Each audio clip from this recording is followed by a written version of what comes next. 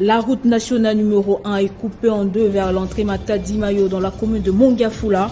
Plusieurs dégâts matériels et humains sont signalés de partout à Kinshasa après la pluie qui s'est abattue la nuit et la matinée de ce mardi. Massacre des Kishiche dans le Nord Kivu. Kinshasa dénonce la présence irrégulière et l'exercice professionnel illégal sur le sol congolais de certains journalistes des médias propagandistes et communicateurs à la solde du pouvoir de Kigali. Nouveau journal sur Télé 50, bienvenue à tous. Alors qu'on s'approche des festivités des fins d'année, la route nationale numéro 1 reliant la ville de Kinshasa à la province du Congo central est coupée en deux vers l'entrée Matadi-Mayo. Plusieurs dégâts matériels et humains sont signalés dans la capitale après la pluie qui s'est abattue la nuit et la matinée de ce mardi. Aucun bilan officiel n'est encore établi jusqu'à-là, mais les échos font état d'une dizaine de morts. Images et commentaires de Benjamin Moudiata.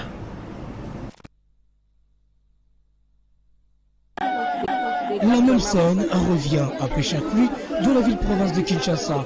Ce mégapole d'environ 15 millions d'habitants est à la merci de tout type de dégâts que peut causer Madame la pluie. Aujourd'hui encore, plusieurs sources signalent dans tous les coins de la ville des dégâts humains et matériels étonnants.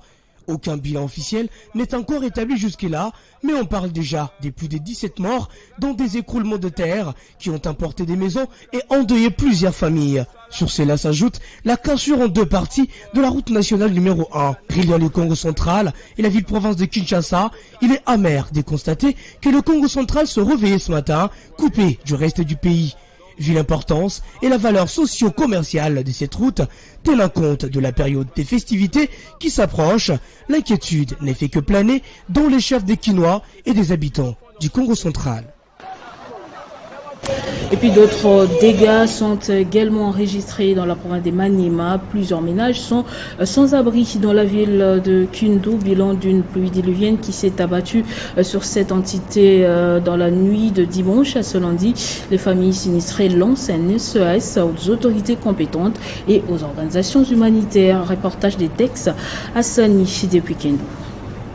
La pluie qui s'est abattue sur la ville de Kindu, chef-lieu de la province du Maniema, a laissé derrière elle des dégâts énormes. Dès 4 heures du matin à midi, plusieurs maisons ont vu soit leurs toitures emportées, des murs écroulés ou encore des biens ustensiles emportés par les eaux de pluie.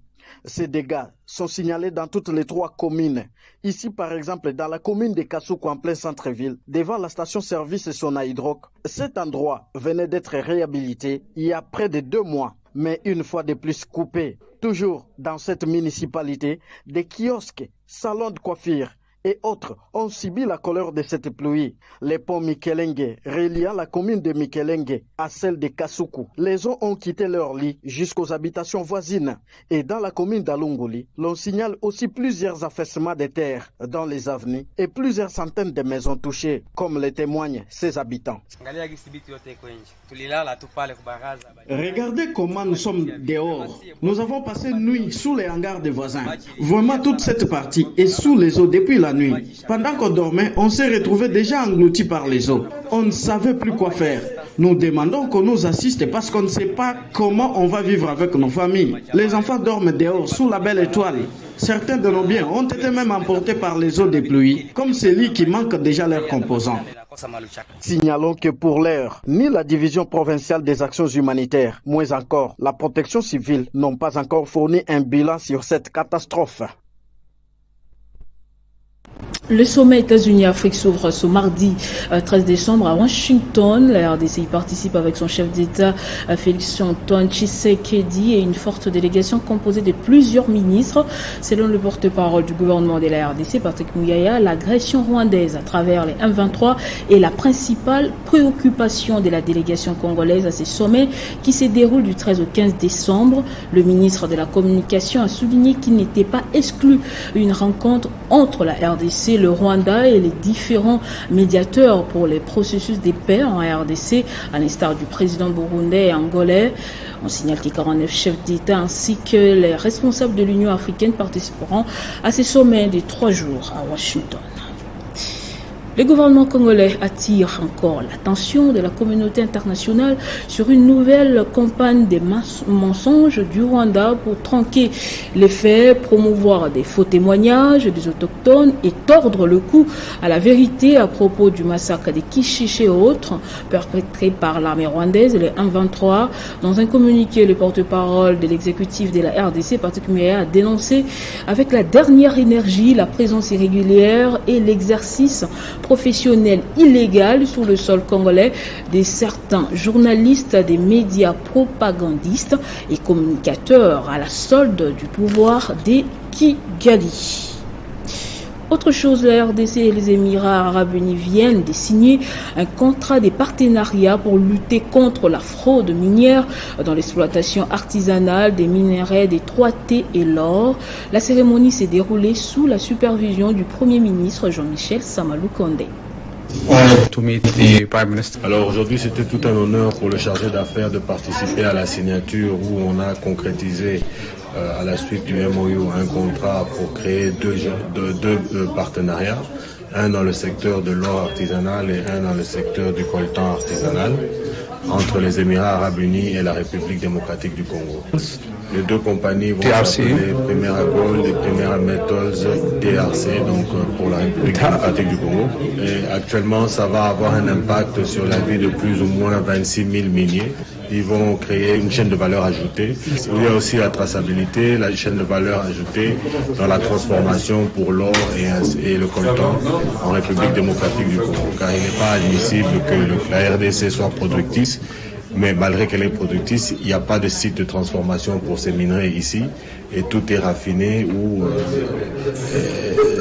dans des pays limitrophes.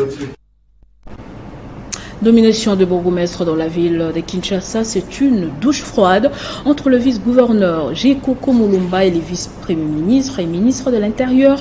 Daniel Asselo, le numéro 2 de la ville de Kinshasa, accuse le patron de la territoriale de ne pas le consulter dans la nomination des bourgmestres et pourtant les deux personnalités sont de la même famille politique présidentielle des Bestonk. C'est une escalade verbale que vient d'engager le vice-gouverneur Gérard Mulumba contre Daniel Asselo, vice-premier ministre en charge de l'intérieur et sécurité. Cette nomination formaliste est entérinée par une ordonnance présidentielle après proposition du vice-gouverneur, ministre de l'Intérieur et sécurité, vient d'essaimer une douche froide entre les deux fils de même parti politique UDPS. Les deux hommes semble ne plus se supporter bien que l'un soit la hiérarchie directe de l'autre. Jekoko Mulumba a, dans une interview qui a fait la ronde des réseaux sociaux, accusé le vice-premier ministre, ministre de l'Intérieur, d'avoir induit le président de la République en erreur, en rapport avec la transmission des listes pour la signature de l'ordonnance nommant les bourgmestres. Avant le ministère intérieur, il y a remplacer le bourgmestre, gouverneur titulaire Nangai. Il faut tous la consulter. Le ministère de l'Intérieur, il faut la consultation, il faut la vérité parce que c'est des mots. À croire le numéro 2 de Kinshasa, il fallait reconduire entre 5 et 6 bourgmestres qui s'étaient distingués dans leur gestion. Du côté de Daniel Asselo, nulle part la loi dit expressément que les bourgmestres sont nommés après consultation du gouverneur et son vice. Pour la cellule de communication du vice-premier ministre, Daniel Asselo, la loi numéro 08/016 du 7 octobre 2008 portant composition, organisation et fonctionnement des ETB et le rapport avec l'État et les provinces. Les dispositions générales de cet arrêté stipulent qu'en attendant l'organisation des élections urbaines et communales, les autorités des différentes entités territoriales décentralisées actuellement en poste sont gérées conformément au décret du 2 janvier 1998 portant statut des autorités chargées des circonscriptions électorales. Et les bourgmestres sont nommés par le président de la République sur proposition du ministre de l'Intérieur. Affaire d'émission du président du tribunal du commerce de Lubumbashi dans les dossiers MCK et Octavia fait couler encre et salive et les réactions fusent de partout pour dénoncer la politisation du dossier qui est pourtant judiciaire pour Octavia. La démission du président des Tricom Lubumbashi est une fuite en avant et se réserve le droit de saisir la justice pour éclairer la portée des imputations contenues dans la correspondance.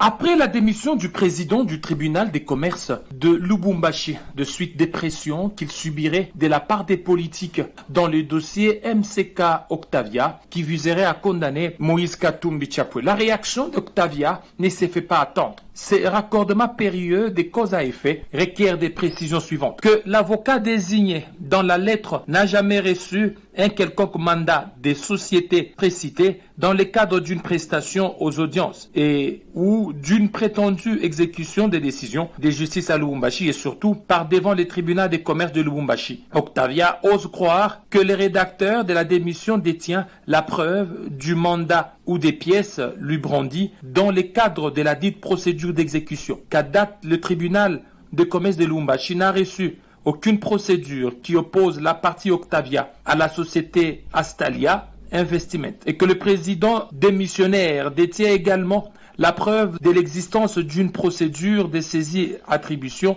initiée par Octavia contre la partie Astalia Investment dans sa juridiction. Car revanche, toutes les saisies-attributions passées devant les tribunaux des commerces de Lubumbashi opposant la partie NB Mining Africa SA à la société minière Rwashi Mining en réclamation du paiement des factures demeurées en souffrance auprès des Rwashi Mining. Cette précision conforte inéluctablement l'argument du signataire de la lettre de démission, étant donné qu'il omet volontairement de désigner les parties en présence à l'audience prochaine du 23 décembre 2022 et à laquelle audience seul Rwashi Mining SA et les banques tierces sont conviés et non la partie Astalia Investment. Qu'au demeurant, qu'il plaise à Monsieur le Président démissionnaire de tirer gentiment argument de son départ de la magistrature d'un dossier distinct de ceux relatifs à la société NB Mining Africa et de revisiter opportunément son opprobre circulant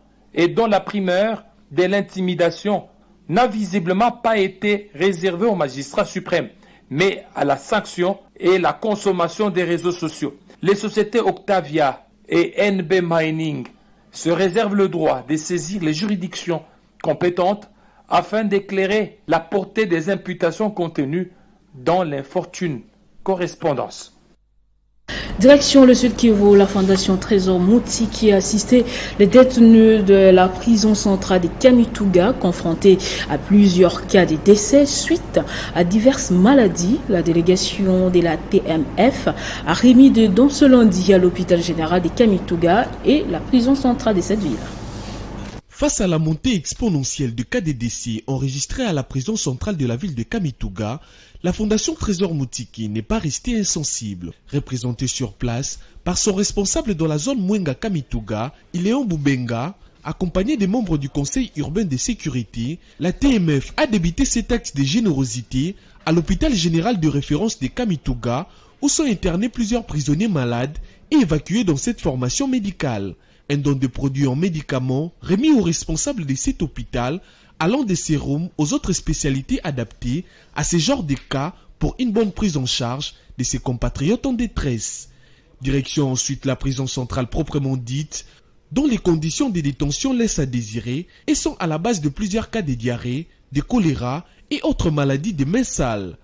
La TMF a remis des vivres constitués de haricots, riz, farine, huile végétale et autres en faveur des détenus. N'ayant jamais été construit pour servir des prisons, l'ex-laboratoire devient de plus en plus petit pour accueillir les près de 90 prisonniers dont certains sont incarcérés sans jugement. D'où l'appel de la Fondation Trésor Moutiki aux autorités compétentes de prendre à bras le corps cette situation en délocalisant cette prison vers un cadre beaucoup plus approprié. Voilà, qualifié pour la toute première fois la Coupe du monde de basketball 3x3 qui aura lieu au Kazakhstan en Asie après avoir fini en deuxième position lors de la Coupe d'Afrique des Nations FIBA double version. Les léopards de moins de 17 ans ont été reçus par le ministre des Sports Serge Kondeshembo pour lui présenter leur médaille.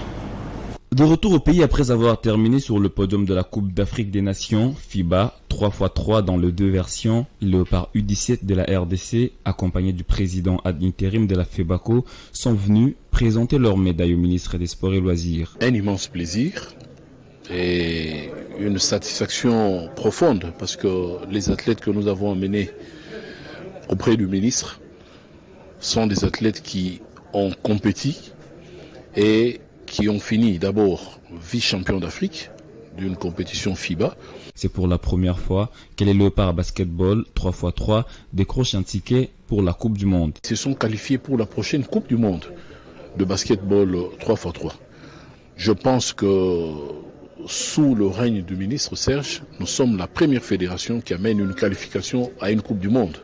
Après le prouesse à la Coupe d'Afrique des Nations, les Léopards veulent gagner d'autres médailles dans les compétitions à venir. Je dis qu'on est capable de mieux faire parce que c'est pratiquement la première fois qu'on joue une compétition pareille et tout, mais on est déjà arrivé en finale. Je crois bien, si on ose encore notre manière de travailler, on ira et sûrement, je crois bien, on va remporter des coupes et apporter des médailles ici à Kinshasa. Pour rappel, les Léopards messieurs s'étaient inclinés en finale face à l'Égypte sur le score de 20-17, alors que les dames étaient étriées 3-21. Ce journal est terminé, place au rappel des titres. La route nationale numéro 1 est coupée en deux vers l'entrée Matadi-Mayo dans la commune de Mongafula. Plusieurs dégâts matériels et humains sont signalés de partout à Kinshasa après la pluie qui s'est abattue la nuit et la matinée de ce mardi. Massacre des Kishiché dans le Nord Kivu. Kinshasa dénonce la présence irrégulière et l'exercice professionnel illégal sur le sol congolais de certains journalistes des médias propagandistes et communicateurs à la solde du pouvoir de Kigali. Merci de nous avoir suivis. Partout, l'information reste en continu et en temps réel sur votre télévision.